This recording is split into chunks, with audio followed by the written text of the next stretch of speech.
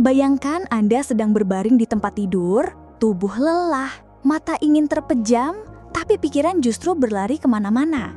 Mengulang-ulang kesalahan di masa lalu, khawatir tentang masa depan, bahkan memikirkan hal-hal kecil sampai terasa besar. Inilah yang disebut overthinking. Pertanyaannya, kenapa kita bisa overthinking? Apa dampaknya? Dan bagaimana cara mengatasinya? Mari kita mulai dari konteksnya. Overthinking adalah kondisi ketika seseorang terlalu banyak berpikir secara berlebihan. Biasanya tidak fokus pada solusi, melainkan terjebak dalam lingkaran kekhawatiran dan penyesalan. Secara sederhana, otak kita bekerja terus-menerus, bahkan ketika tubuh butuh istirahat. Penyebabnya bisa bermacam-macam. Pertama, faktor psikologis. Orang yang cenderung perfeksionis, mudah cemas, atau punya pengalaman traumatis biasanya lebih rentan overthinking. Kedua, faktor lingkungan.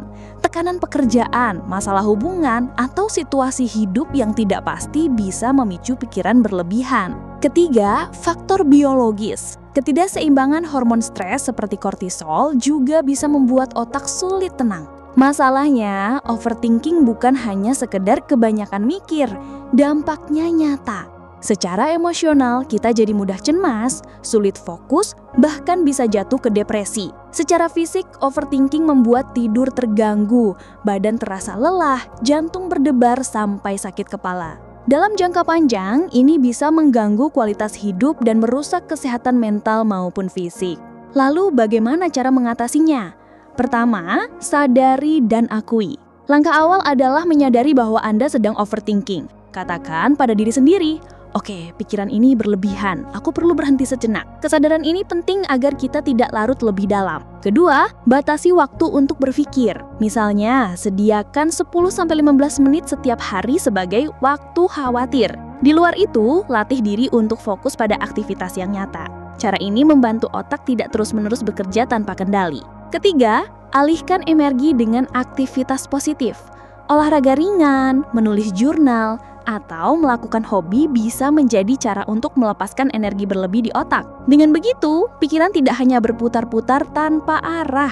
Keempat, latih teknik relaksasi. Pernapasan dalam, meditasi, atau mindfulness terbukti membantu menenangkan otak yang terlalu aktif. Bahkan hanya dengan menarik napas dalam-dalam dan menghembuskannya perlahan, tubuh bisa mengirim sinyal tenang ke otak. Kelima, jangan ragu untuk berbagi. Ceritakan apa yang Anda rasakan pada teman, keluarga, atau seorang profesional. Kadang pikiran terasa terlalu besar, hanya karena kita menyimpannya sendiri.